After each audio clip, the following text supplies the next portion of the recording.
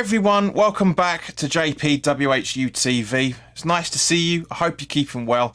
This is the recap of the West Ham 1, Manchester City 3 game when it finished yesterday, around about this time, an hour or so, give or take an hour or so yesterday, where we ended the end of this weekend going into 6th in the table. So not too bad in our first defeat of the season. But as always, guys, this live stream is sponsored by the channel sponsor, 3retro.com. Come on, why aren't you coming up, you little sod? There you go. There you go. As always, guys, as you can see from the icon that's up here, there's very nice retro gear in there, along with any Man City fans watching. There's a very nice Man City retro gear in there as well, along with track jackets, polo shirts, sweatshirts, and t-shirts. So go check those out. Any purchases you make through the link in the description below, the commission that the channel would normally be getting, as I always do, I'll be sending on to the charity Iron Supporting Food Banks. They're based in the Newham area, and they're helping those in the Newham area and the Essex County and the further afield, for that matter, as they're supporting 39 separate food banks at the time of this recording. So guys, go grab yourself a really nice retro shirt. You'll be saving yourself a few quid in comparison to the club shop.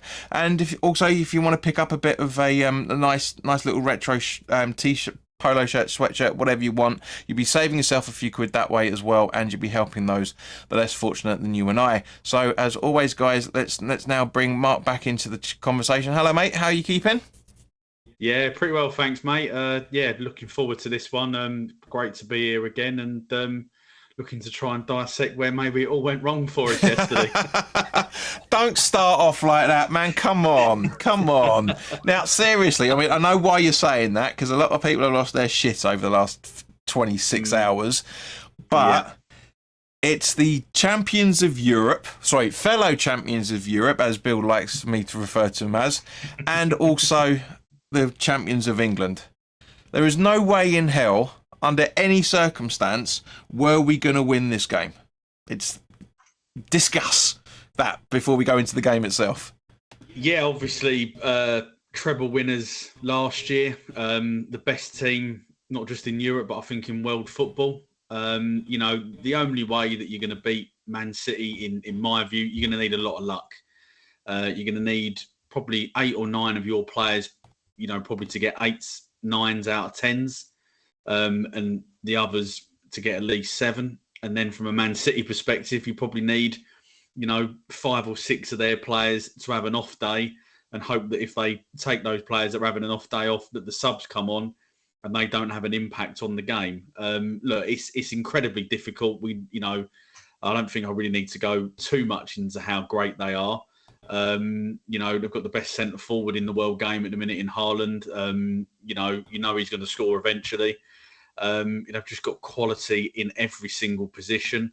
And as I say, you're gonna need to get 8s and 9s for your players out of 10, and just hope that Man City have one of those days where they're not quite at the races, which has happened in the past. Look at some of the, Crystal Palace have been a bit of a bogey team for them in the last couple of seasons.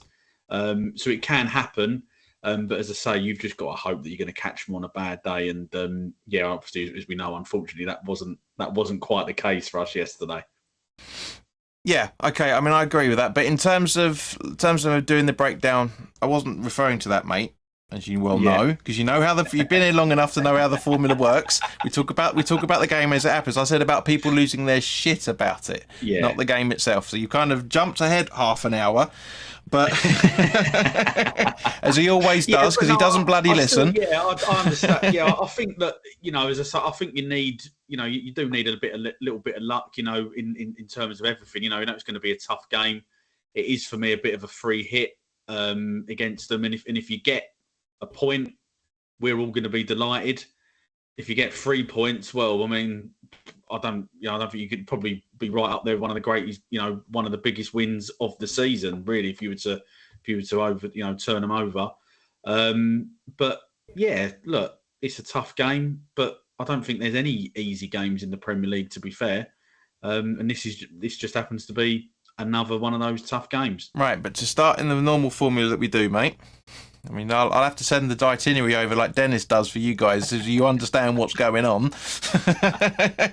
Sum up the first 20, 25 minutes of the first half. Well, I think, obviously, as I said last time he was asking me if I was David Moyes, what would I do with a team selection? No, I So asked you what you would do as manager. This is why you don't listen. If I was David Moyes, what I would do. And I was pleased to see, as predicted, that it was what I thought it was going to be, the starting 11. Obviously, I guess maybe it was potentially a little bit touch and go with Souček, whether or not if he was fully recovered from the knock that he picked up at Brighton. But, other than that, I think that was spot on in my view. A little bit of a moan pre-game. I don't know if you've picked this up on the highlights at all, but obviously not being at the game, seeing it live, so to speak, from the armchair. That Paquetá with Pep and I don't know which assistant it was, but handshakes and cuddles and all that before the game. I'm sorry, mate. You shouldn't be doing that as a player. I know you have to do it with the opposition players pre-game, but you've gone out of your way deliberately there. And I know you probably would have been lining up in the Man City shirt if all this betting stuff hadn't happened. I know obviously that's still under investigation, but for me, that's a no-go. Go and do it after the game if you're that way inclined, but not before the game. Having said that, he actually did play, I thought, fairly well over the 90 minutes, so it probably didn't actually affect his overall performance. I think, one of the things as well that we've mentioned previously, mentioned it in the Bournemouth game, just within a couple of minutes, we had a massive gap yet again between Aguerd and Emerson in the left hand sort of left back / centre back position that allowed Foden to get in behind. And straight away, I mean, as I said, clearly against Man City, you're going to be under the cosh and they come out of the traps very, very quickly. But we weren't switched on at that point, particularly for me. And I mean, at some points in that first 15, 20 minutes, especially I think after about 5 minutes, I remember, we literally had every single player behind the ball, which again, I understand and accept. But I mean, I give us credit because we had a clear plan how we wanted to play.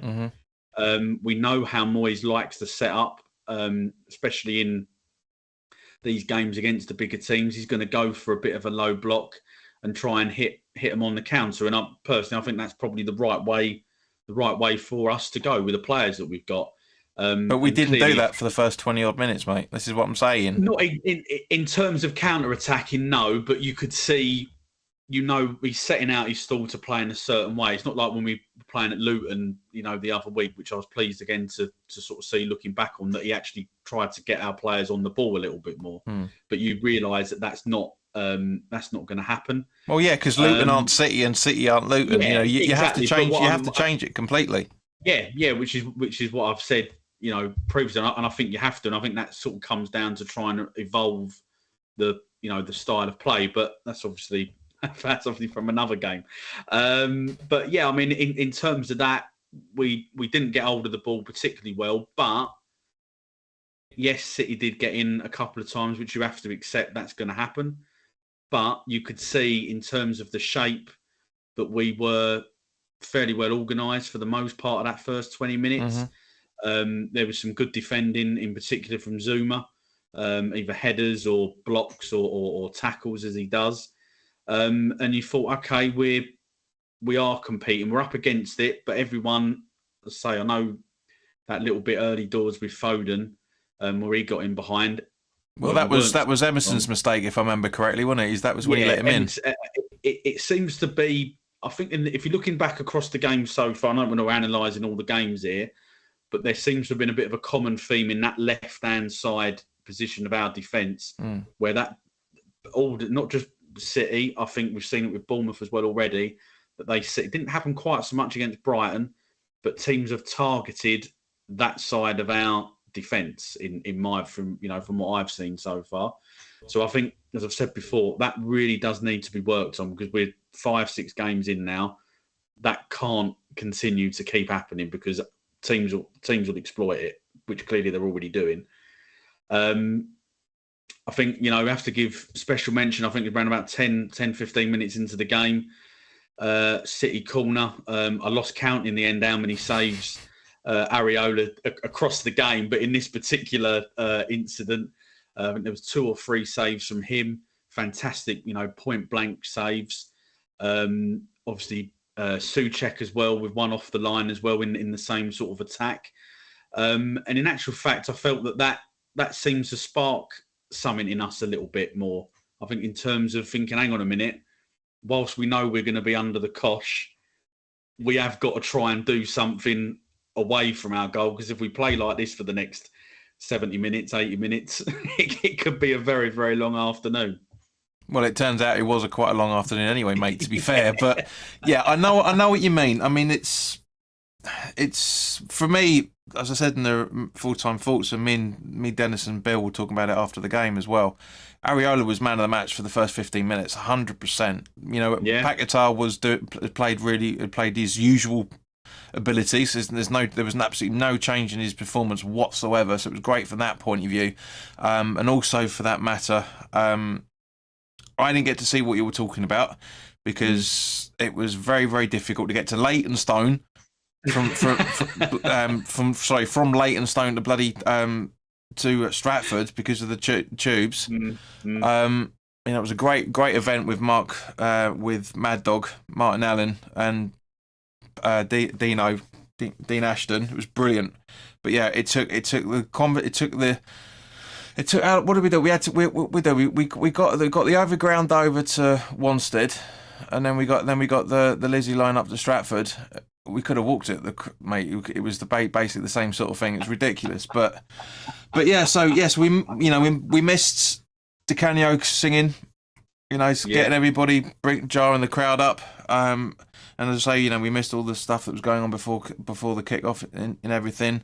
It literally just got into my seat just as they were halfway through the team sheet up on the screen. So it was all right from that point of view, but yeah, it was too close for my liking. We did have enough time for me and Dennis to talk about the team sheet, so we just about it's probably the quickest you've ever seen Dennis talk, for that matter, because we were really sparing for time. I mean, when that was filmed, it was like 2:45, mate. It was ridiculous. Yeah. But yeah, no, I agree. I think that Areola was played out of his skin in every shape or form. It was typical City, come at you straight away like we like to do in a little bit. Yeah, you're absolutely right. The starting 11 was very, very predictable. When X put up on the Patreon that it was one change, we all went, yeah, it's blatantly Souček coming in for Ben Rama. Everybody knew that. But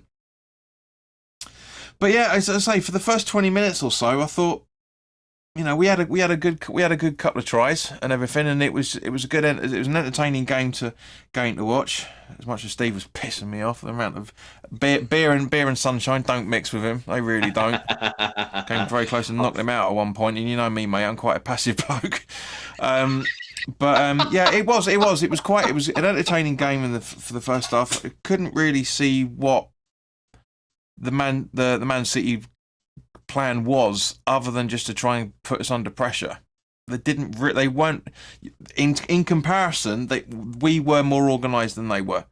It was very, very similar. I maintain this, and again, I said this in the full-time thoughts. I do maintain that Pep's strategies are very similar to David Moyes. Exactly the same.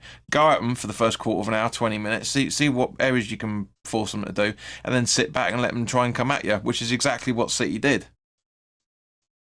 Yeah, I think as well in that first 15, as obviously with the super amount of saves that Areola was making in that little patch that we just spoke about. I think one of the things that was notable as well, when we actually did eventually get our first corner, after 15 minutes, which the noise in the stadium, and I think personally, I think probably maybe a couple of seasons ago, maybe not quite on that level actually. I think maybe more. Whenever Pyatt ever used to get a free kick, and it used to be within, well, to be honest, it didn't matter with him. It could be 35 yards out. We saw against Man United in the cup game. Whenever he got a free kick, there was a sudden expectation that we were going to score, like he was going to score. And I sort of felt when we got that first corner yesterday, that just triggered something for me, that suddenly all the crowd were up and they thought, brilliant, we've got a corner. We're going to cause some chaos here. The thing that genuinely surprised me with that yesterday was it wasn't Ward-Prowse taking the first one. He was involved, actually Bowen who took it. And to be fair to him, he whipped a fantastic corner. And I think that if Aguerd had maybe been slightly off of his heels, he might have actually got us a very early goal, which would have been against the run of play, to be fair, at that point. But I think, obviously, clearly we would have taken it. Obviously, as you just referred to as well in your, your after game or pre-game, after game thoughts on the channel yesterday. I was really impressed. And you mentioned him, Doku. I think I'm not sure that's how you say it. I'm hoping it, mate, because otherwise it's Dooku and it's there's the whole Phantom Menace shit going on in there, But I've watched him once or twice this year. I didn't really know much about him, to be honest, until I hadn't seen him play at all. But watching him yesterday, they found a player there. Don't get me wrong. I mean, he did a few times turn Vlad inside out in that first 15, 20 minutes. But I'll give Vlad credit. He stuck at it. He kept plugging away. And I think actually he did give as good as he got as the game wore on. Certainly as the half wore on. And I think as well, again, this is not something that I've seen too much from Kufau from an attacking perspective. There was a few times actually that he was driving inside with the ball, which was something, normally we see him, almost like a headless chicken, almost running straight to the byline type of thing. But that was quite an interesting development in his personal play. And I think in actual fact, that does give us another option moving forward, especially now that we have got, someone like, if he's picking out Paquetá, for example, or even Ward-Prowse, we have actually got a couple of players potentially that can thread a ball through to, Bowen or Antonio or whatever. And it does give us another, a little bit more, another outlet to our play rather than just being predictable and just sort of bombing along. So I sort of, fair play to him. Something decent to his play. But yeah, overall, first 20 minutes, I wasn't too disappointed with how it had gone. We were still very much in the game at that point. Yeah, definitely. And just to go on to what you were talking about Doku there, was the fact that found out during the game, and obviously Moyes talked about it afterwards as well, that he was the player that we played against when we played Bayer Leverkusen, just as the last friendly. Yeah, he was the one that caused Soufal all that issue with that time round. And you're absolutely right. He did do the same again, and he did but Soufal did completely stand his ground and gave as good a chance as anybody. I mean, this is the problem, right? When you got a player of Doku's quality, it makes your player who's not as good on the same level as he is look shit. And we know Soufal isn't shit. We know what his errors are. Of course, we all know that. But at the same point, we do know how good he can be. Because at the end of the day, people seem to say, "Oh yeah, he tries hard but doesn't do well." And he said, "Well, he does. He tries really hard, but he's of an age where he shouldn't be running at the amount of times that he is. That's the problem. He's not that much older than. Well, I think he's a little bit about a year or so younger than me, and about a couple of years older than you, Mark. So he's not. He's not that sort of. He's not that sort of wing back, or he was there. His history is being a right back rather than being played as a wing back. He does it. A lot of us want him to get his first goal. Before his contract runs out. It'd be great to get him on the score sheet, because the stadium will go crazy when he does, because he's about the only player in the team that hasn't scored yet. Yeah, and I think as well, the other thing that you just mentioned there is his work rate. I think that's kind of like, certainly this is something that I've sort of brought up on as a young kid, but that's like the minimum. If you've got a player, sorry, not saying minimum. If you've got a player at West Ham that works hard every week, we love it. So I find it, it really frustrates me. A lot of these supporters now working hard is almost not acceptable anymore. And I don't, mate. Sorry to interject, but it's the reason being is because it's the FIFA generation. Yeah, it's people that say you've all players got to commit 100%, 100% of the time. And to be honest with you, I agree to a degree. Because if you flip it down the other way, your employers will want you to play, work your hardest as best as possible, right? And everybody makes mistakes, but just because someone makes a mistake doesn't mean they're not working hard, and but he does. He works hard. He commits himself the entire time. I'm surprised the bloke hasn't melted on the pitch. The amount of sweat he pulls out, because that just shows you how hard it is. But you're absolutely right, mate. Yeah. When in comparison to teams where you've got teams like how Arsenal have been performing, how Man City are performing. It makes their hard work makes it look effortless. Whereas with a player with the quality of Soufal, his hard work looks like he's really working hard because he's not. But people think he's not good enough to do it, and I completely disagree. Otherwise, we would never have signed him. He'd be playing in the Championship or League One. Yeah, well, he'd probably still be playing in Czech football if he wasn't up to the standard. And again, I think that's the thing that a lot of people. Fail to realise, being a Premier League footballer is bloody hard work. It's not all fancy tricks and all the rest of it.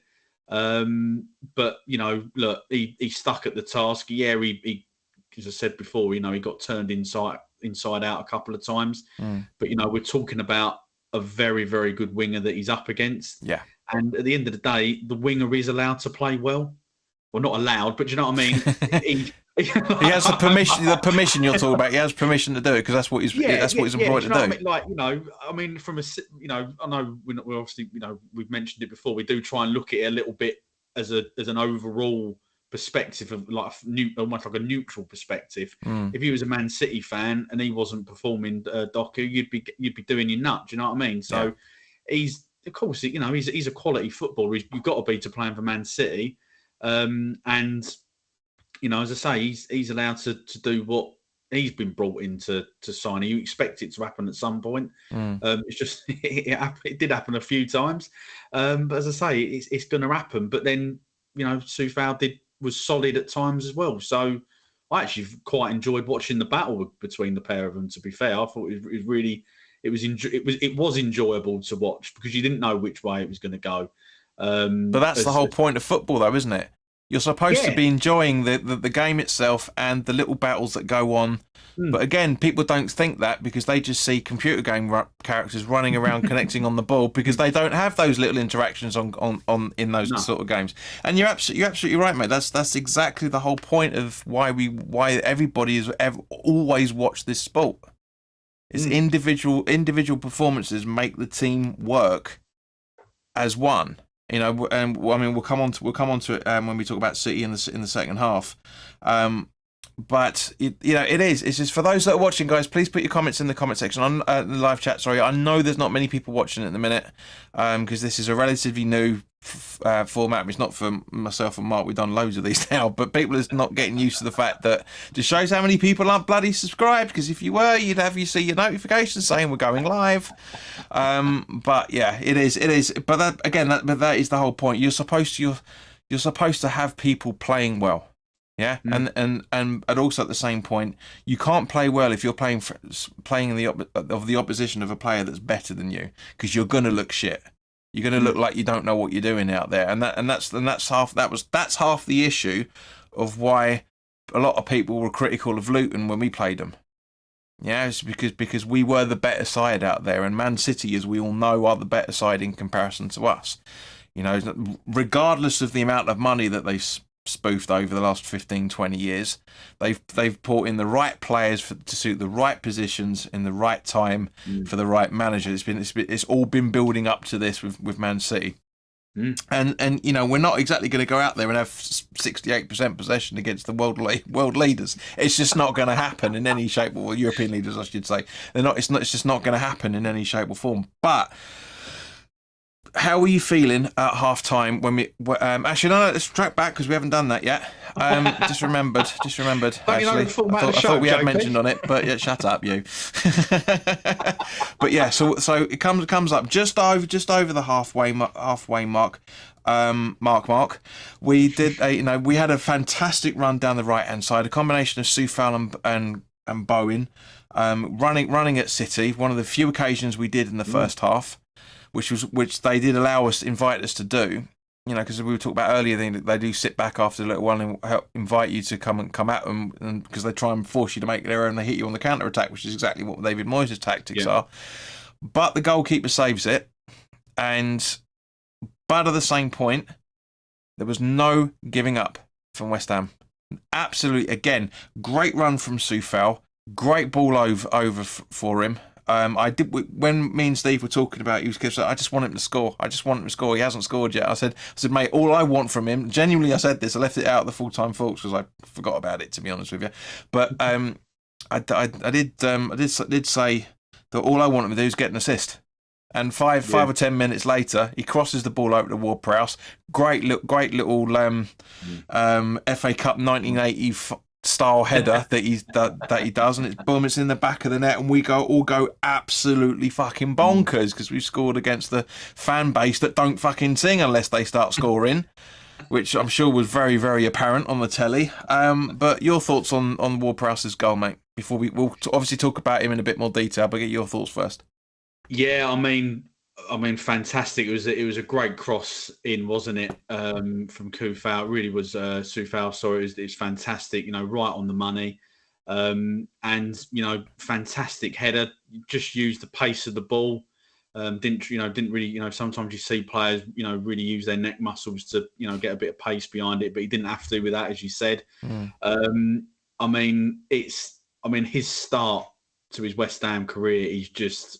Wow, just amazing. A couple of goals, a couple of assists as well. He looks like he's been a West Ham player all his life. But I think it made everybody believe in the stadium that, you know, hang on a minute here, maybe we can, you know, cause an upset. We haven't beat City for so long in the Premier League, home or away. And it's obviously, you know, fantastic, you know, for us to have gone one up was superb. And I think sort of leading up to that, we'd actually just started to grow a little bit into the game. So you could almost argue that in actual fact, it was a deserved goal at that point in that sort of 10, maybe 15-minute spell. But, you know, absolutely delighted, fantastic goal. And, you know, obviously then the QE's standard golf swing celebration, which hopefully we're going to see quite a lot of between now and the end of the season. Mate, I hope so. To be honest, long may this continue. It was great that he did that first before he did the goal swing and that. It was brilliant. But yeah. All right, here's a question for you, mate. I know we're only 5 games in that, but signing of the season? Well, he's signing of the summer transfer. That's for sure.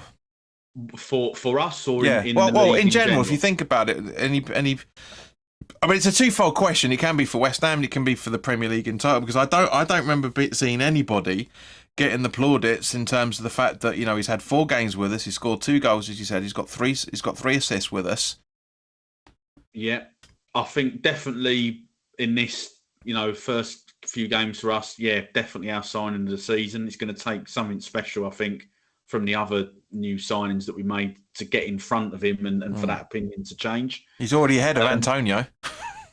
Yeah, yeah, exactly. Well, yeah, in terms of goals and assists, both on both accounts. In terms of the league, it's really funny because earlier on in the week I saw, I don't know if you saw, there was a poll in The Athletic where they asked, I think about 9 or 10 agents what their thoughts were on the best deals and the worst deals of the summer. I think Ward-Prowse only got 1 vote as being signing of the summer. Signing of the summer. Whereas Maddison, obviously going to Tottenham for 40 million, I think he got 3 votes or whatever it was, and he was the one that come out on top. Okay. You know the reason for that, don't you? No, I don't know. Is it because they're all Tottenham agents involved?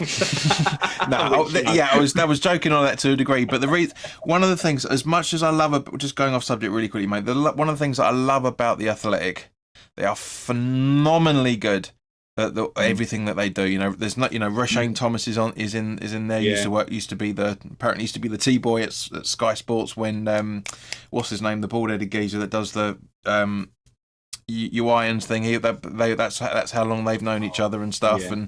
But you listen to their podcasts, Yeah, when they do their weekly roundup and predictions and stuff, West Ham never gets a mention. And the reason why I'm saying that is because I had to listen out to this for this game on their podcasts. It wasn't. It was like, yeah, when they did that, because at the start of their podcast they round up that, all the fixtures for this coming weekend. This game wasn't discussed at all. Spurs was, Man United was, Arsenal was. We weren't even to mention that we were playing Man City.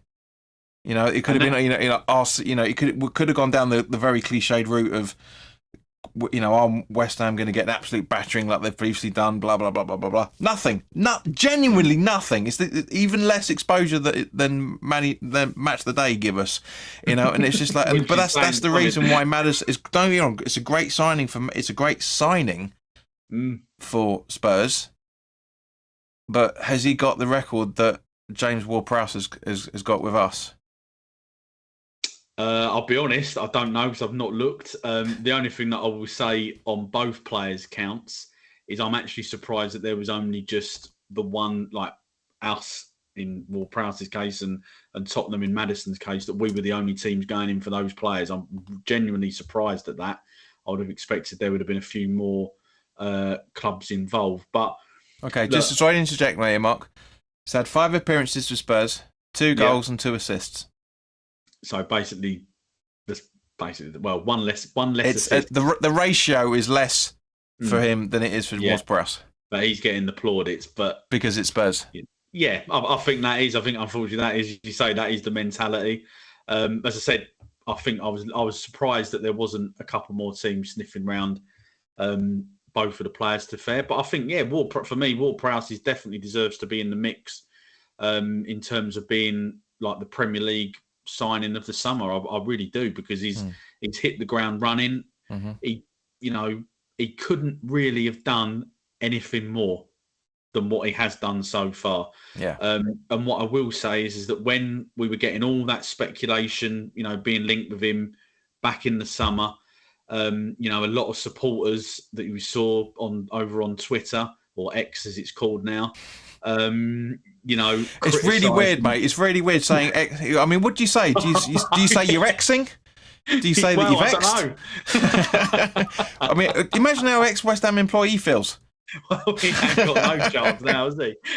He's been Xing all over the place. Yeah, definitely. I mean, I think, he is just in these 5 games alone, he has basically stuck 2 fingers up at every single supporter who doubted why we were signing him, and going on about all this stuff about he's 28, he's got no resale value and all that sort of stuff. That's as you mentioned before about the FIFA and Championship or Football Manager generation. That's a load of nonsense to me. Yes, ideally you want to be trying to sign younger players. I totally understand that, but every now and again you do have to go and sign an experienced player who's been there and done it. He has done it. He's proven to be a fantastic player for us. And as we said at the start of this, long may it continue, because his form at the minute is red hot. Red hot. He really is. Been really, really impressive with him. Yeah. And he hasn't scored a free kick yet either, so we've still got that to come. So, exactly. Let's hurry up and get a free kick near the opposition box. Come on, refs. Russ is in. Good evening, mate. Hope you're keeping all right. He's doing his ebbening again. But yeah, it's good to see you, fella, and congratulations for just beating Everton. I watched most of that game, and it was a 1-0, and it was it was very entertaining as a neutral. But we'll talk about that at another point. I don't understand how he's not getting more plaudits.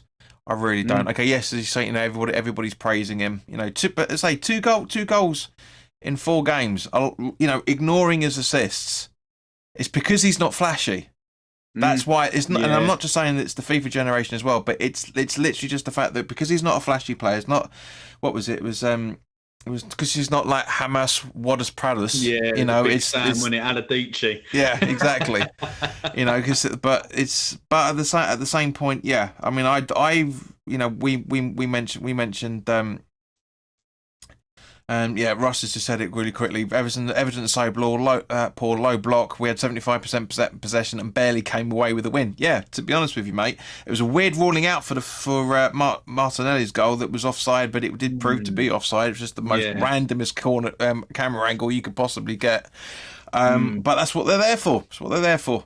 But yeah, it is. It's just it's a real pain in the arse that people aren't acknowledging. I mean, even with this loss. Yeah, I mean, even with this loss, it's still nowhere near as a battering that it used to be under previous managers, and including David Moyes as well, for that matter. You know, we used to lose this fixture 5 or 6-0, and we went into half time at 1-0 up. So yeah, so sum up, mate. So we didn't really do that much. Neither team really did that much in comparison for the remaining 20 odd minutes until the game went to half time. What do you reckon? Yeah, I think there was probably the one chance that Haaland had when Doku again got past Vlad and he crossed it over to Haaland. I think Haaland, it come off his heel, I think it was in the end, and obviously didn't get enough power behind it. But I think that was the second or third chance that he'd had in that half. Unfortunately, Aguerd had managed to get himself back, on the line to get it away. Yeah. That was pretty much, I think that was almost like one of the last, sort of actions of the first half. But I mean, look, if you'd said to me before the game that we'd be going 1-0 up against Man City, I would have bitten your arm off. I would have been 100%. highly delighted with that.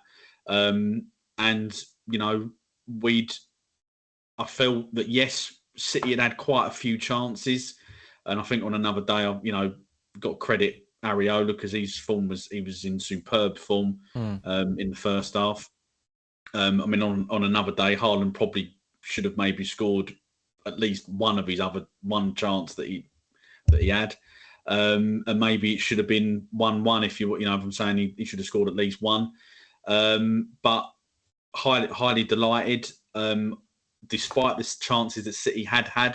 How bloody English are you? Highly delighted with a 1-0 over Man City at half time. I felt that. Yes, all right. You're gonna go out for your G&T and Tiffins later, mate. Oh, you fucking hell. Highly delighted. Yes, dear boy. Yes, rather. But I think that we had defended well at times as well, and I think we'd probably actually played how Moyes had wanted us to play in terms of from the most part from a defensive point of view. Obviously, as we've said, you accept that Man City are going to get chances because of the players that they've got in their team. But I felt we'd held our own. We'd given them a good first 45 minutes for me, and obviously got a fantastic goal as well. Yeah, no, it is. I said to it was just like, as I said in the full-time thoughts, which is relatively a carbon copy of the conversation I had with Bill and his mum, was just down to the fact that buzzing 100%, just couldn't believe it. But which is, even when we scored on the 36th minute, I said to the guys around, we've still gone out to go. It was to sum up the first half. It was funny hearing the amount of times we were singing Champions of Europe. Trying to bait him to do something, the bloody away fans. But yeah, it was just like, but concentration is going to lose us or win this game. And yeah, but that was the feeling. But I've seen a few people say we rode our luck, and I can understand it to a degree. Because as we touched on earlier, that as you just said about the Aguerd's clearance. Haaland's 2 goals, that how on earth he's not even 5 yards away from the goal and he skews it 3 yards on his right hand side. And then a lot of the Bobby Moore Lower started singing it, you're just a shit Andy Carroll, and I started shouting like, don't sing that because you know what's going to happen. But yeah, at the end of the day, it was phenomenal going in at half time. But we all knew we weren't going to keep a clean sheet. We all knew that they were going to come out all guns blazing. If you were at the game or watching it at home, and you genuinely were thinking that's it, we've won this, then you really don't understand West Ham City. You really, really don't, or any football in general for that matter. But yeah, so the man of the moment, as we can refer to him, second half kicks off, 40 seconds into the freaking game. Yeah. It was. Don't get me wrong. I saw the highlights because I was just getting back to my seat. Just you saw the ball going the crossover and going in the back of the net. I thought, here we go. Is the Konchesky conversation all over again? But you know, honestly, it was great from what I saw. The ball, Alvarez getting Alvarez because it's for Man City. Yeah. Oh, for God's sake, this bloody camera, wake up, man. But yeah, the ball, great ball over to him, and Docker you're absolutely right, as you summed up. Just absolutely ran at Soufal, teared at him, for lack of a better way of putting it. And then looked like he was trying to pass it into the box. I guarantee, it looks like that's how it looks on the replays. But yeah, he gets it into the far post, and it's 1-1. Do you think that it was a genuine what's the word? So, not sidewinder exactly, but as it was a false positioning that he put himself in to cause the confusion that gave him such an easy way to get it into the back of the net, or do you think it was a really good strike? I think it was a fantastic strike. I think he knew exactly what he was doing. He was so good. He just, as soon as he got the ball, just running, he was switched on. I think that's the key word there. He was switched on straight. It was almost for him that half time hadn't actually happened. Yeah. He was straight on it, brilliant from City's perspective. Just backed Soufal out. Maybe I'm being a little bit harsh. I felt that maybe he could have, having watched it back a couple of times, I wasn't quite so sure live, but I think watching it back a couple of times, as I say, that maybe Soufal could have maybe gone and engaged with him a little bit sooner. I know that he probably would have knocked the ball past him and run into the space that was behind him, and maybe Vlad was hoping that Bowen or maybe Souček might come over and try and help him out a little bit but because he was backing himself up into the box, the minute that he's done that, you virtually can't touch him anymore. That's it. Do you know what I mean? You haven't got a chance. But a really good finish. And I think from our point of view, really, we've just mentioned, we're going in at half time. Everyone's on a high. Fantastic. 1-0. We've got something to hang on to almost in the second half here. We've got something to build upon. And then all of that just go within 43 seconds. And I must admit, I'm really disappointed. I'm not saying I didn't expect City to score, but not after 43 seconds. That for me, that just means that that's an area that we clearly need to improve. I know we're not going to be playing the likes of City every week, but as a general rule of thumb, we need to make sure that we are switched on from the first whistle to the last whistle at both starts of the, both halves. Because you can't, clearly it's come back and it hurts. I'm not saying it would have made any difference to the outcome of the game, but you've now given yourself a bit more of a mountain to climb. Yeah, no, you're absolutely right, mate, and that's half the problem was down to the fact that, as I said, concentration will either lose us or win us this game. I do think it was a bit of a dummy run that dummy attempt that Doku was doing, because it does look like, if you watch the angles of the replay, it does look like he is trying to square it into the box. I do think to a degree he got lucky with it in the same way. I say, it's not as blatantly obvious as Masuaku's goal against Chelsea, but I do think that everybody read. I do think everybody read the ball correctly. It's just the fact that it didn't go in the path that everybody expected it to, and therein lies the problem. Is that we shouldn't be. I've said it many times. Like you hinted at it earlier, just a minute or so ago, about players hoping that someone else is going to come over and help out. You shouldn't be doing that. You should be sorting yourselves out. And the positioning. You look at it from a Man City perspective. Yeah, cracking goal. You look at it for a from a West Ham perspective. There's about 2 or 3 errors that led up to that, and because of those errors, it makes the goal look better than it actually is. But at the same point, as KP stated, hello mate, good to see you. Not the first time we started the second half asleep. Well, 43 seconds, mate, is not exactly enough time to class yourself as half asleep, but I know where he's going with it at the same point. It was just the fact that what he's meaning is, man, as you just stated just now, mate, is the fact that City were more awake, more sharper than us than at the start of it, and that's the thing. And then Russ has said, yeah, it can happen against City. They are relentless. They are massively relentless. But as I say, the amount of times over the years I've said on this channel and conversations with friends before it was just like our positioning when defending is just lackadaisical, just second lowest. And this brings us quite nicely round to the second goal. I mean, we did have a bit of a blip in a couple of attacks, but before that, like for example, just before City's second, Antonio, with not the best of controls, running one-on-one with the goalkeeper, and I was shouting, as I said in the full-time thoughts, I was shouting at him, lift it, just as in just like chip the goalie just a little bit, because you could see the you could see the way the goalie was going down. It's like just chip it, but no. I mean, don't get it wrong. City's goalkeeper is one of the best in the world, genuinely one of the best in the world. His reactions are even sharper than how we saw Areola being, and he timed it absolutely right.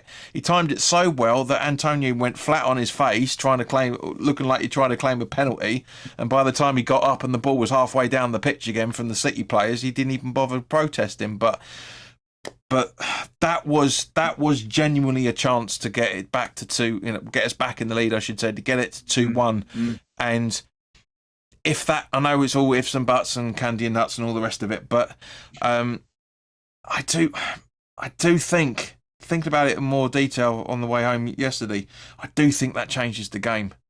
But I think it would change the game in terms of City coming at us again anyway. So, do you think Antonio's chance would have swayed the game, or was the result inevitable? If we'd gone 2-1 up there, yeah, for sure, it changes the game, because City have got to, as you just said, they've got to come out and they've got to try and take a chance or two. I mean, obviously they were creating chances anyway, so you expect that they're still going to create a few. For me, that chance pretty much just summed up Antonio, because the touch, because it generally did, because he did fantastically well to get onto the through ball, outpace Diaz, and the bit why I say it was typical Antonio is because the touch was so heavy to get him that he was trying to, I can definitely see why you're saying chip him, because Ederson clearly was going to do the move that he did. And it just needed that bit of composure. And sometimes my personal opinion on Antonio is that he's actually better off not having to think about it. If he just does it instinctively, I'd say more often than not, he'll produce something, like a good shot on target, or he'll score a goal. Whenever he has to overthink about anything, he must have 3 or 4. I think he got confused because it was kind of going onto his left foot. We know that his left foot's not the greatest. It's almost a swinger, almost just for standing on, I should say. And I think he was probably too busy thinking, do I go round the goalie? Do I chip it? Do I try and somehow get it onto my right foot? And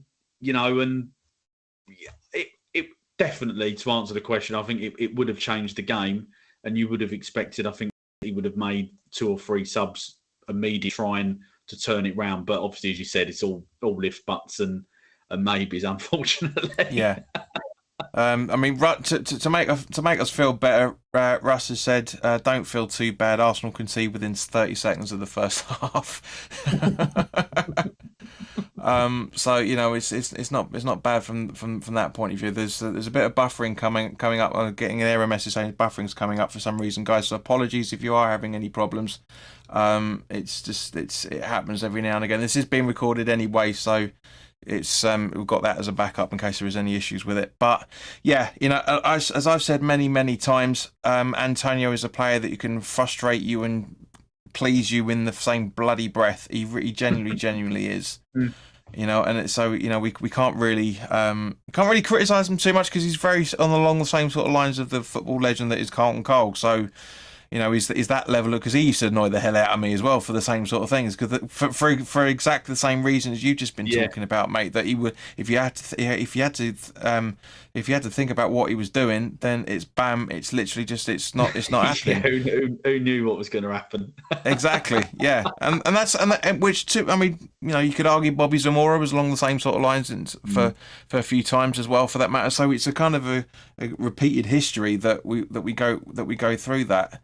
But at the same time, it's just kind of, it's just really quite, it is just really quite entertaining that we're still, that we only came along losing it 2 goals, and when technically we should have been, as I say, from our perspective, we should have been 2-1 up at that point. From City's perspective, they should have been like 4 up at that point. So it was it's the way football goes. But coming on to that, and Danielle, if she's still here, I don't know if I'm not sure if she is or not, raises a question quite well, actually. Says everyone blaming Aguerd for the second goal, but I think our keeper could have. Come on, wait, I know she's at school and that, but come on, that's lazy. Could have done more and come out quicker. I mean, don't get me wrong. Again, Alvarez with a great assist again to Bernardo Silva. And boom, that's in the back of the net, and it's 2-1. I can understand where Danielle is coming from, but at the same point, I do think it's bad marking. What do you think? Well, in actual fact, I'm going to go back slightly to the scoop pass from Alvarez. First of all, fantastic bit of innovation, and fair play to him. Superb, brilliant. Must be a joy to watch him play for City when he's doing that sort of stuff. However, 2 question marks.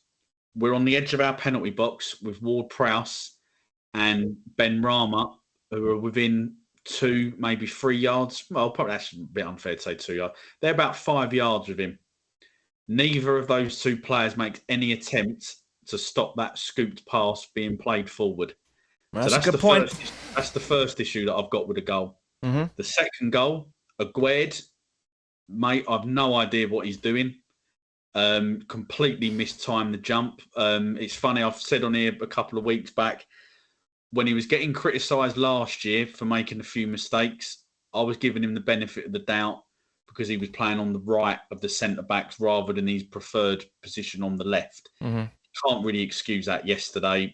That was poor from him. Yeah.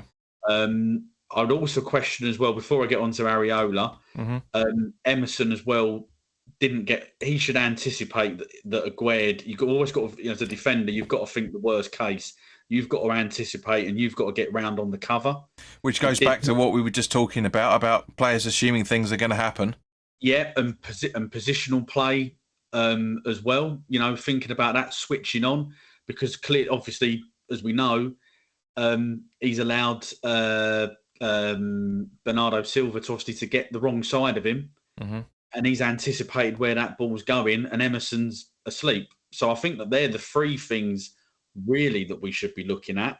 And I kind of feel really that from Areola's point of view, yes, I can understand where people are coming from by saying he should have maybe come out and anticipated where that ball was going to go. I can understand that, but he's also well within his rights to expect his centre half in this case, because they're and the left back, to actually do their job.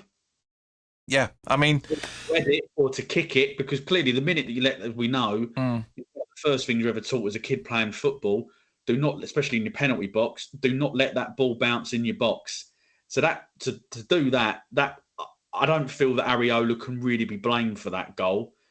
As I say, for me, we made no attempt to shut the ball down initially. Yeah, and then, as I've just said, Aguerd and Emerson, I think you've got to be looking at those 4 for that goal for me.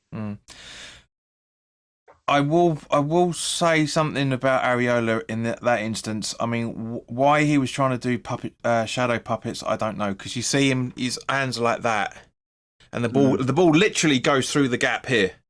Yeah, So I love him, but I've praised him when he's done phenomenally well.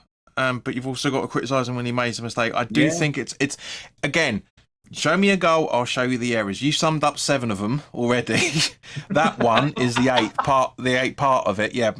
But also, let's not forget that the reason why Ben Rama was on the pitch was because around 6 or 7 minutes beforehand, the double substitution that was supposed to happen was Souček coming off and Ben Rama coming on in his place.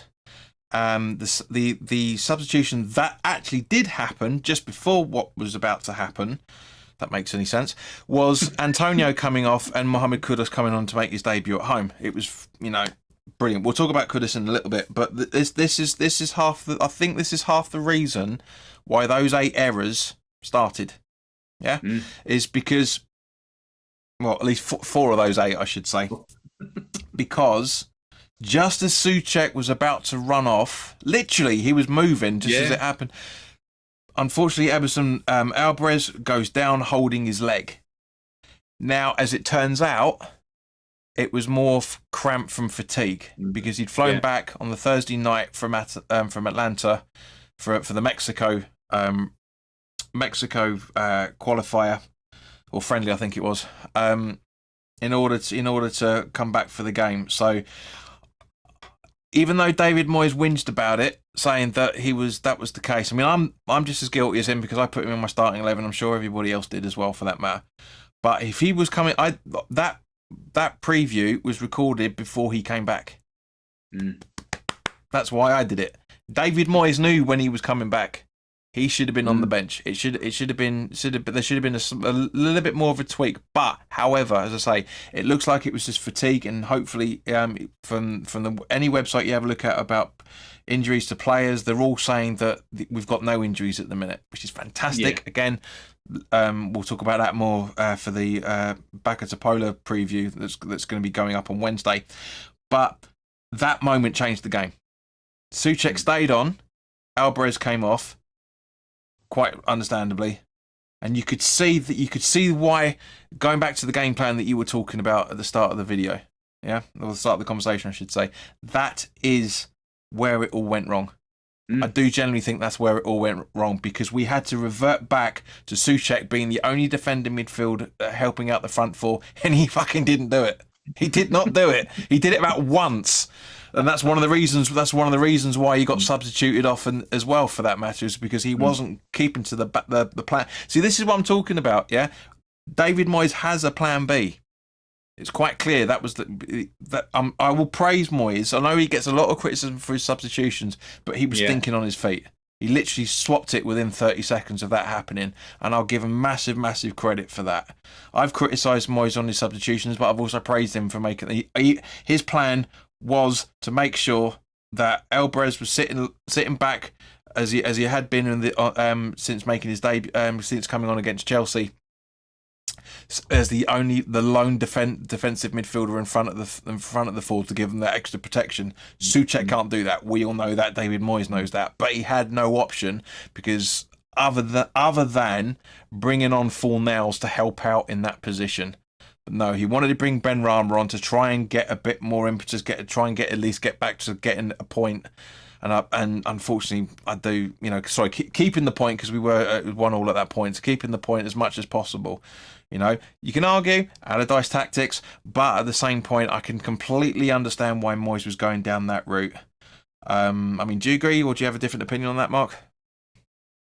Well, ever so slightly different. But basically, because first and foremost, I was surprised that we was making a sub like before Alvarez got injured. I'm talking like, which you were touching on with Souček and Antonio coming off. That was obviously the plan, because they were warming up they was ready to go from about the 55th minute, which genuinely surprised me. If you think what Moyes' his reputation is, he waits to about like the 70th minute, and then the 85th minute seems to be the standard. Well, if I can just interject on that, mate, before you go, you're absolutely right. I think one of the reasons why it took so long for that substitution to make, because the ball didn't properly go out of play. Yes, I know there was a couple of City corners which should have happened, but I think Moyes is right to not make those substitutions at that point. Yeah, and I think also as well, what Moyes should be given credit for is that he was actually making 2 substitutions that were attacking. as you were just saying as well, and I agree with this totally, he does get a lot of stick at times. And I think actually he hasn't, I should point out, but he should actually get a little bit of credit there. I think actually people have criticised him, going, why was he trying to go a bit more attacking against City? Well, what do you want him to do? You can't have it both ways. You can't criticise him if he doesn't make a sub or he makes a defensive sub, and then criticise him when he does try and do something positive. I mean, you can argue from one point of view in terms of the short amount of possession that we'd had in that whole hour, basically. What you could argue that we were slightly on the ascendancy again.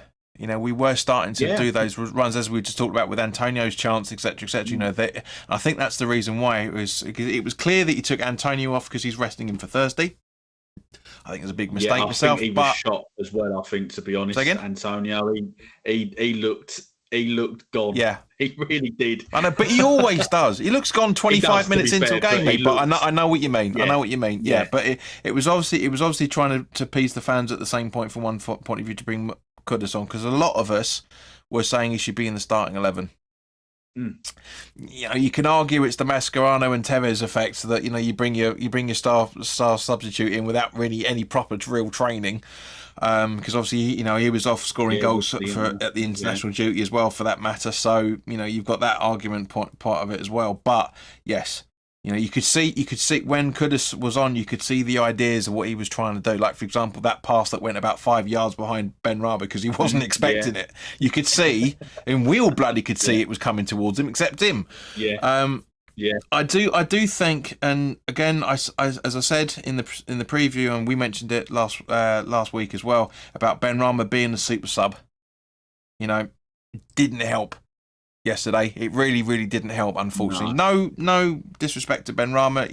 Again, he's just not of the level that we need at the moment. He can do it. He's very inconsistent, as we all know, and that's half the issue. But at the same point, all this stuff that people are talking about, Moyes doesn't trust Benrahma. That's one of the instances where Benrahma, you can turn around to Moyes and say, that's the reason why you're on the bench, mate. You need to up your game a little bit. But as I say, if Alvarez isn't down, I think we are still in the ascendancy there a little bit.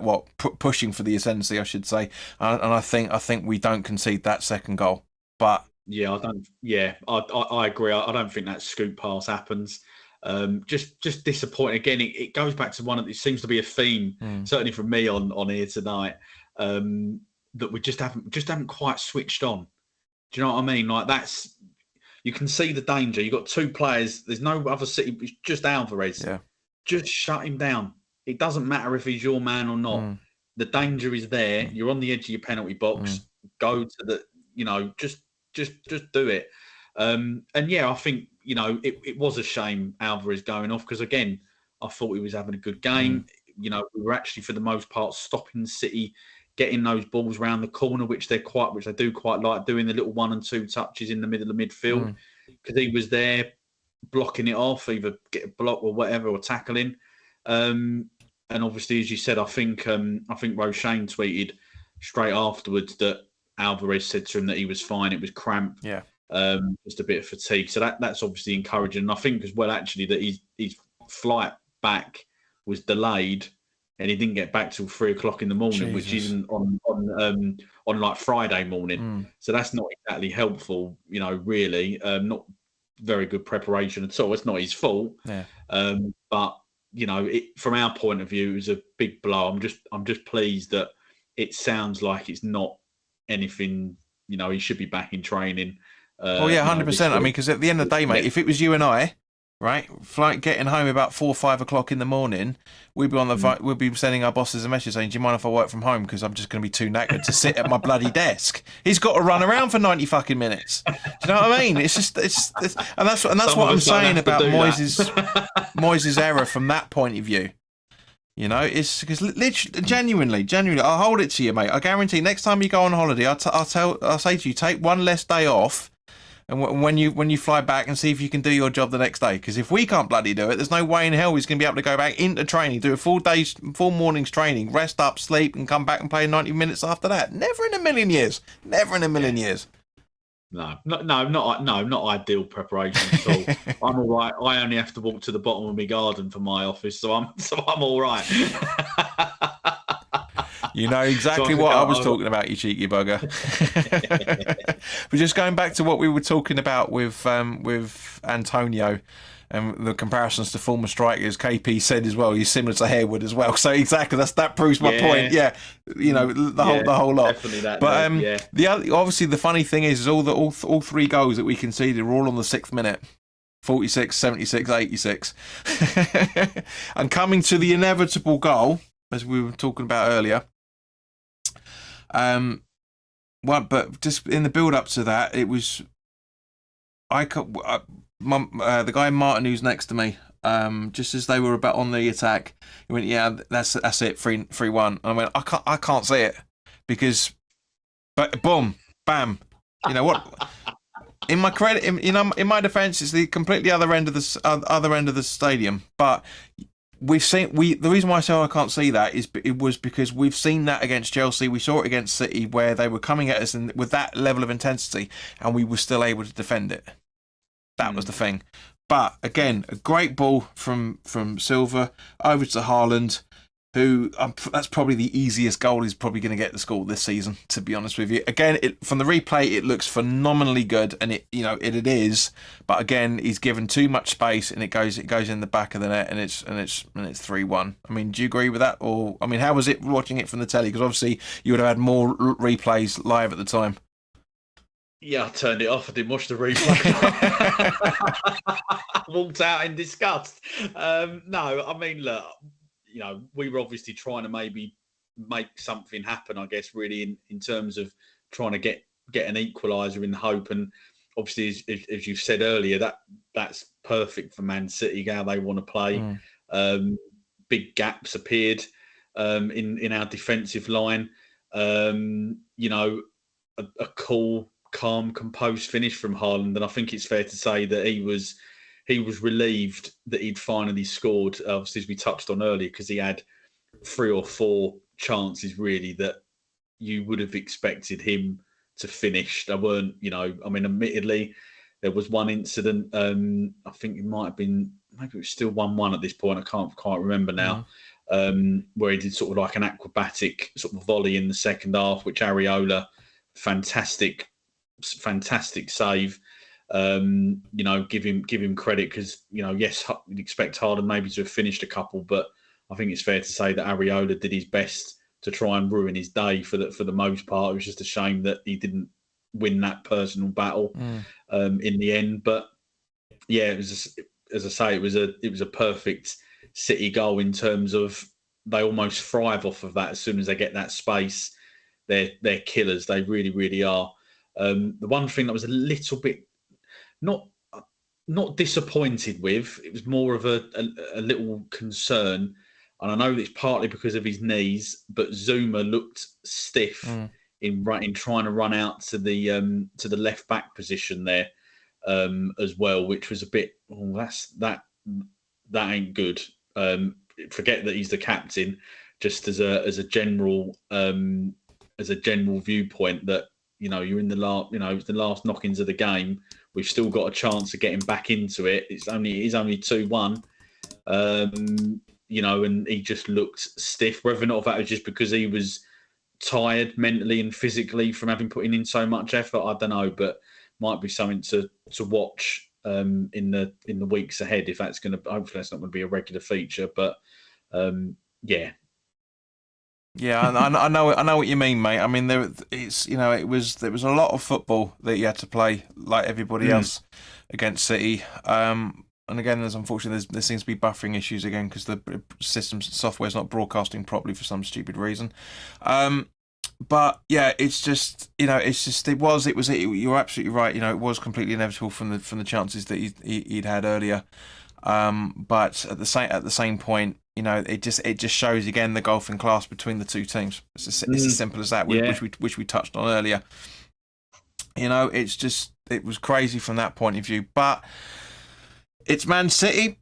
You know, it's completely understandable that we were going to lose it in the way that we did.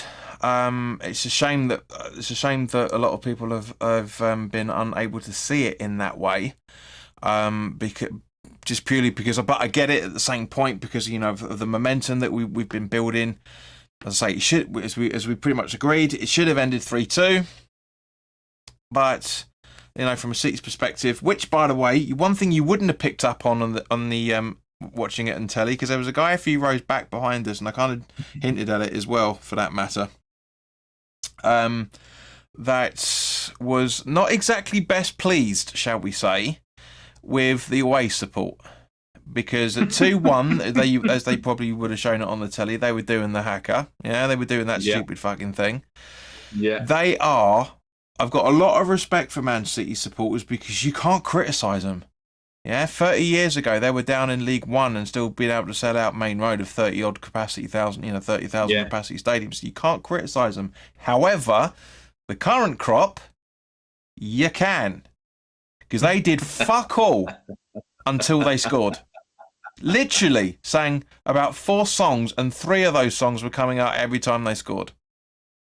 It was embarrassing. And the bloke was saying, you're fucking embarrassment, blah, blah, blah. And to be fair, I did say to the guys at the time, I said, to be fair, he's not wrong.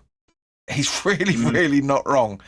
Because it was just so poor. It was so poor from that. These guys are back to the top of the league. They've been able to play some beautiful football, played really, really good goals, and yet they just take it like it's nothing. And it's embarrassing. As I'm saying, from a football fan's point of view, it's absolutely freaking embarrassing that supporters are doing that nowadays.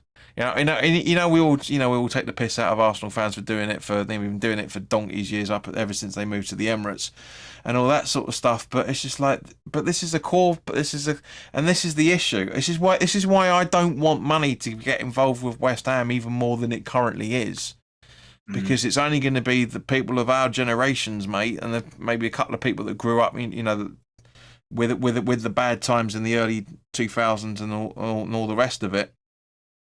We're gonna be sitting there in the pub just going, I'm not going to West Ham anymore. It's soulless. It's lifeless. I mean, I know a lot of people are saying that already now, but it's going to get even worse if we're going to be going down that sort of route with the fan base. I mean, I don't want entitled supporters. We've got enough bloody entitled supporters as it is at the moment, without that stuff happening. I mean, honestly, can you imagine West Ham away singing nothing until a goal gets scored? I can't. No, I agree. I don't really know why that's happened. Really, I mean, maybe they've just got, I wouldn't say bored, but do you know what I mean? Like bored of winning, because I don't think you ever could, to be honest. Especially after what they've just achieved. Last season, treble winners, and obviously, as you mentioned before, 30 odd years ago being down in Division 1 and Division 2 and all the rest of it. And probably if they hadn't got promoted, who knows, they probably wouldn't be in the position that they're in now, But I could never, I would like to think that even if we ended up with a City-style situation, where we got billionaires running the club, it's inevitable, mate. This is the problem, because I was thinking about this. Sorry to interject, mate, but I was thinking about this when Dave and X were talking about it on their podcast earlier the week. We had situations back in the 90s where if you had 5 or 6 million, you could buy a football club. Then it turned into 20 million, 40 million, 60 million, 90 million, 100 million, 200,000, blah, blah, blah. And now it's going into the billions. It's inevitable. Yeah. It's the progression because of how greedy Sky Sports are, and with all the rest of it, as we kind of talked about off camera the other week. But it's going to be, and there's a bloody hypocrite in the chat, Russ, saying you can criticise them for not making any noise. You're an Arsenal supporter. Shut up and get off your box. Yeah, you've had to invent a song, haven't you, over there before the games now? It is. It's just, it's going to happen. We're all going to have billionaire owners in the next 15, 20 years, and it's just going to, and then that's going to reset it. It's going to go, and then it's going to be multi-billions and all the rest of it. It's going to be... Oh, it's going to be embarrassing. It really, really is, and it's going to kill. It's going to kill football. It really is. I mean, it's not that far off it now. To be honest with you, as I say, you got multi-billionaires in charge of Newcastle. You got multi-billionaires in charge of Man City. You got almost multi-billionaires in charge of Man United, Chelsea. It's going to happen. We're all going to go, yeah, we've got loads of money, and we're going to do fuck all with it because everyone else has got loads of money. So there we go. Yeah, There you go. yeah. Russ is saying, yeah, Highbury the library. Yeah, exactly, mate. You know what I'm talking about. But but that's exactly how the football's going to go. And I really hope we're retired and in our graves by the time that happens, mate. Because it's going to be honestly. It will be stonewall silence. It will be stonewall silence at a lot of football grounds. Yeah, yeah, yeah. As I say, I hope that it doesn't happen. That I would like to think that because of the traditions that we have got as a football club, that we would still continue.